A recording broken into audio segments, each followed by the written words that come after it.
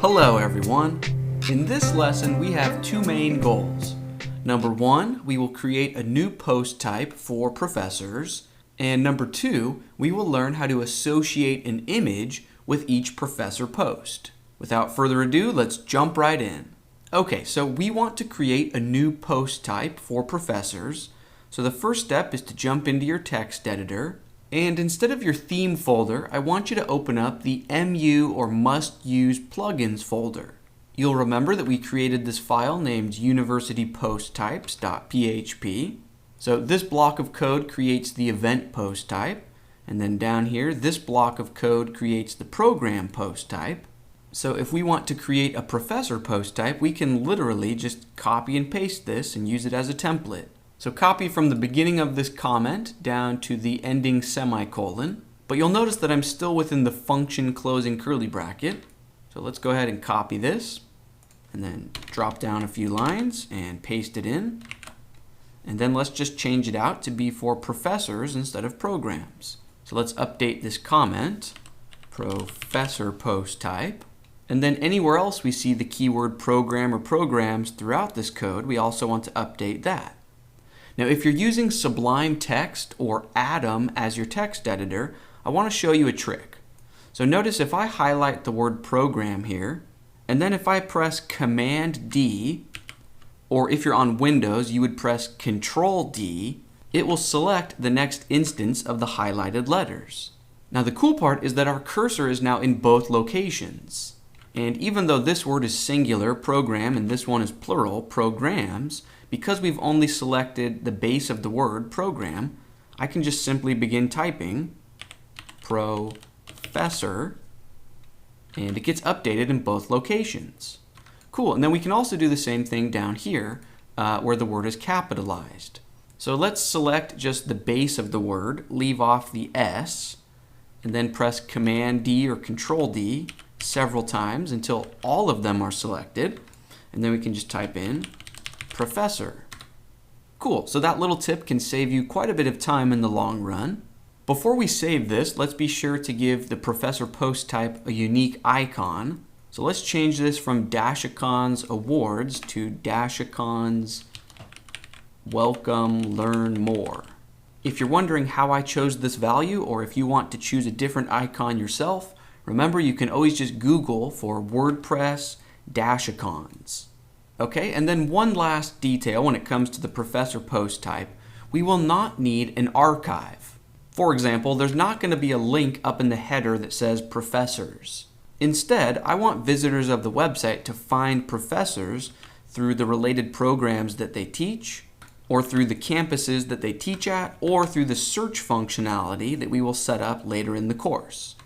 So back in our code, since we don't need an archive for the professor post type, we can just delete this instead of setting this to false, because false is the default.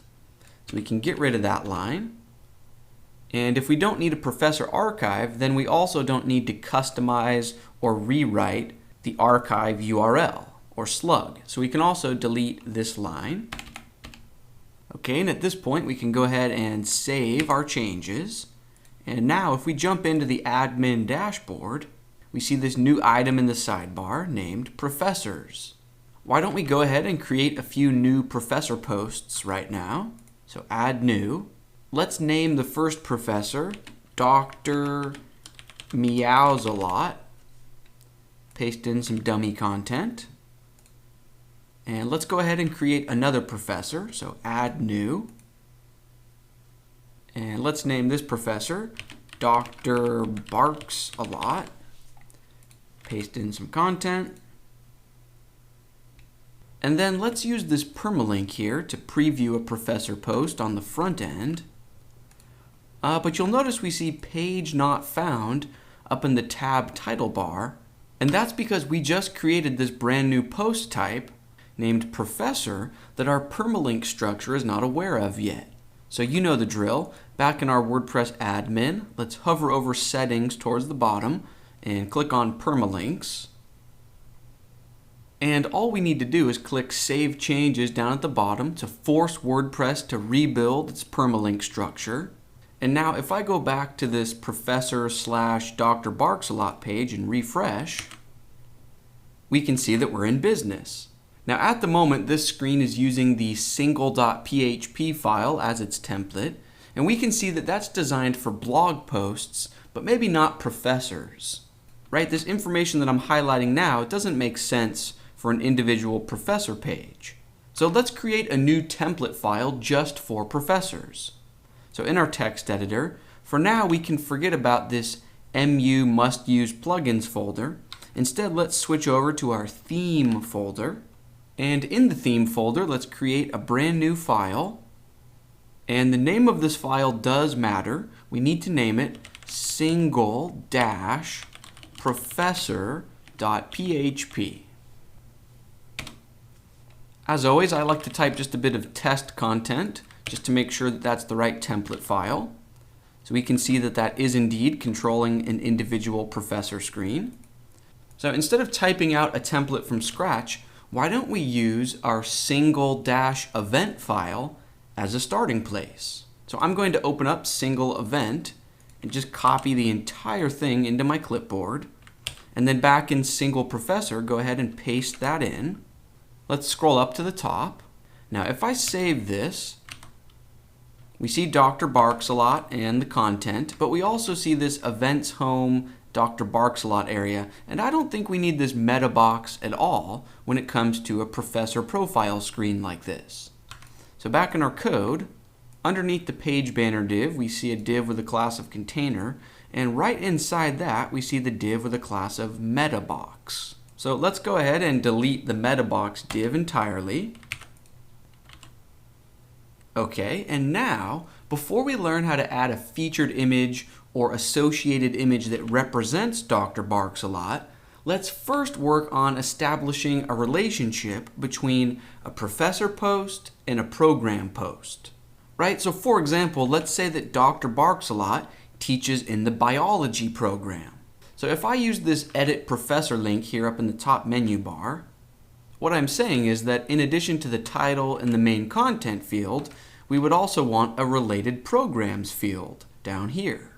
Now you'll remember that we already set up a related programs field that we used on our events post type. So check this out. If we click on custom fields here down towards the bottom of the sidebar, here we can see that related program field group. Let's go ahead and click on that. And we do not need to make any changes to the field itself. Instead, what I want to draw your attention to is this location box. So at the moment, it reads, show this field group only if the post type is equal to event.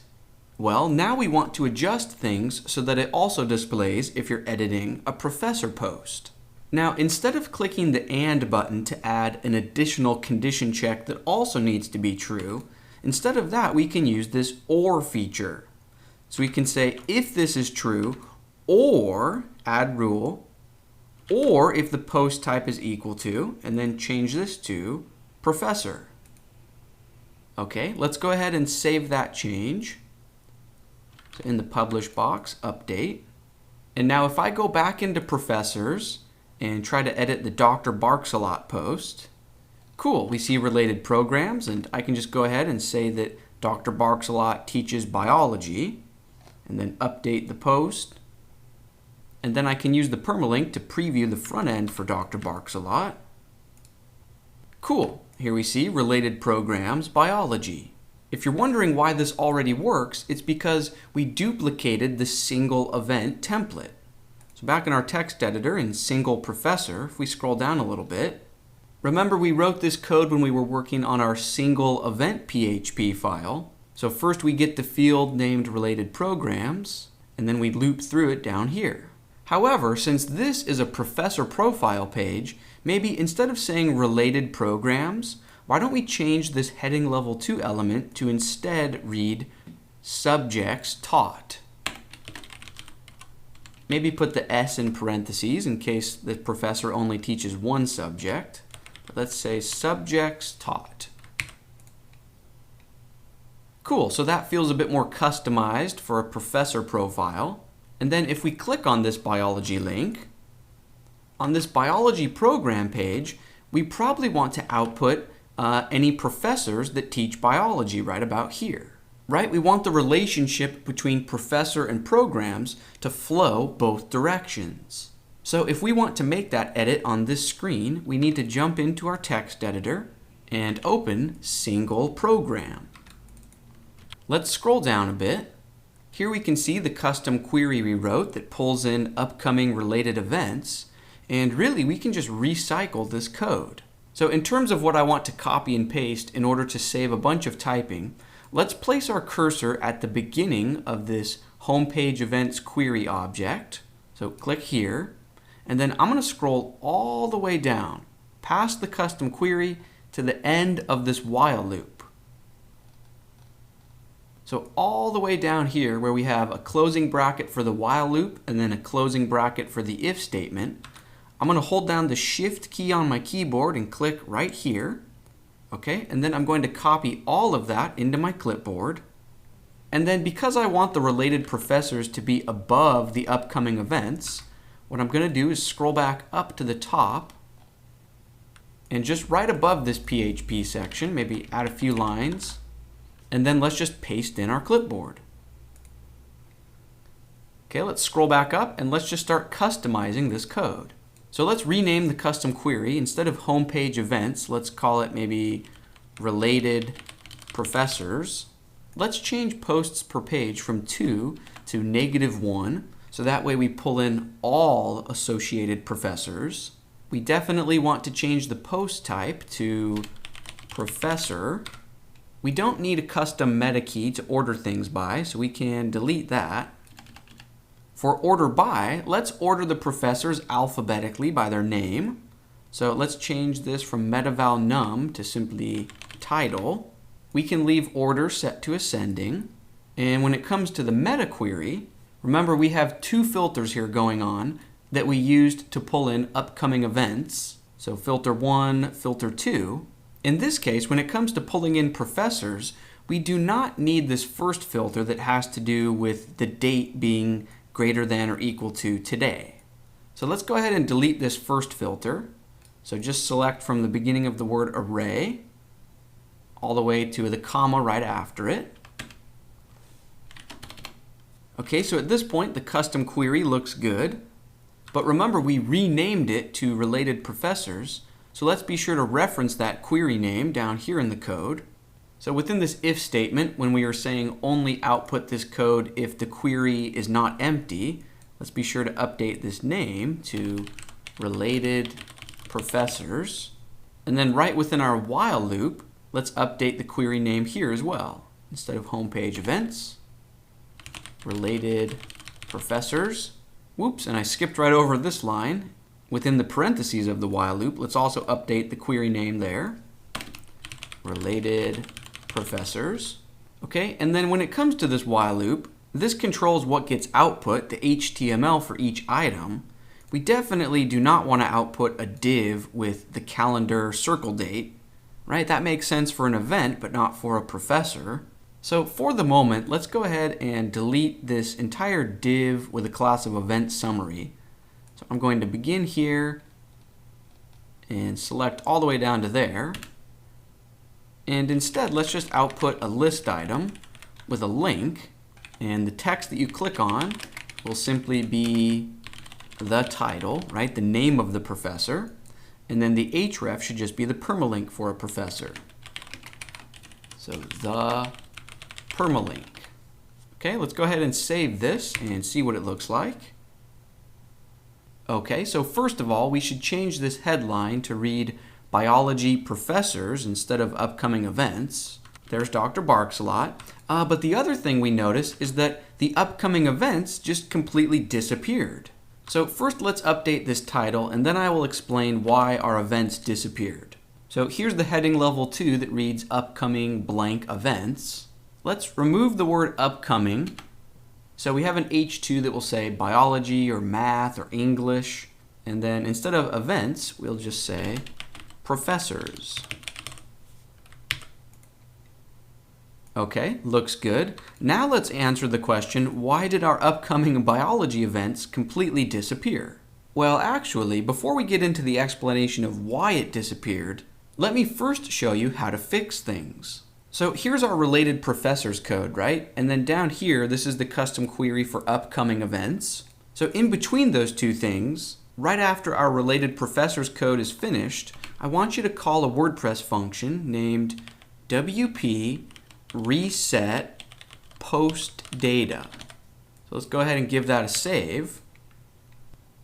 Cool, and now our upcoming events is back in business. So now the real question to keep things educational is, what does this WP reset post data function do, and why does it magically fix things? Well, it's a bit difficult to explain just with words, so instead I want you to follow along with this quick demo, or this quick example. So let's scroll up to the very top of this file, and right above this get header line, I want you to call a function named the ID. Right? This is going to echo out the numerical ID onto the page for us. So in my case, I see number 97.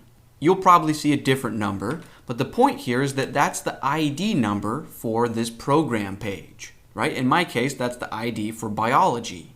Next, let's try to show the ID number for this Dr. Barks a Lot post. So in our code, let's scroll down a little bit. Here's the custom query for professors. Here's the list item where we are outputting the title for the professor. So right after the title, let's say the ID. So we can see that Dr. Barks a Lot has an ID of 104. Now again, your ID numbers will be different than mine, but the point here is that once we perform our related professors query and say the post, that's going to hijack the global post object and functions like the title and the permalink and the ID.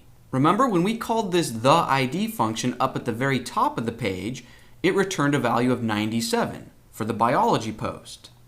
But then down here, that same exact function now returns a value that's tied to the Dr. Barks a Lot post. Now the reason this broke our upcoming events section is because down here, in the custom query for upcoming events, we are relying on a function, getTheID. And in order for this query to make sense and work properly, you and I need to be able to depend on this function to return the ID of the actual page that we're on, right? We are on the biology page. So we want that function to return a value of 97. However, our while loop for the professors hijacked that getTheID function, so now it's set to 104. Hence why this query was broken. So long story short, the WP reset post data, this function resets the global post object and all of the data that functions like the title and the ID return. It resets all of that back to the default URL-based query. So the true long story short is whenever you're going to run multiple custom queries on a single page, 99 times out of 100, you're going to want to run this reset post data function in between the two queries. Okay, now at this point, let me remove those example ID numbers. And then also up at the very top, remove this the ID. Okay, and that's actually going to bring this lesson to a close. I know we got tied up on a bit of a tangent in terms of dealing with multiple queries and resetting the post data, but trust me, in our very next lesson, we're going to learn how to spice this up a bit. So instead of just boring text with the professor's name, we will pull in a photograph of each professor. And we can display that here, and then when you click onto the professor detail page, we can also display the photograph here. And we will learn how to manage different image sizes and aspect ratio cropping strategies. It's going to be a lot of fun. Let's keep it rolling, and I will see you in the next lesson.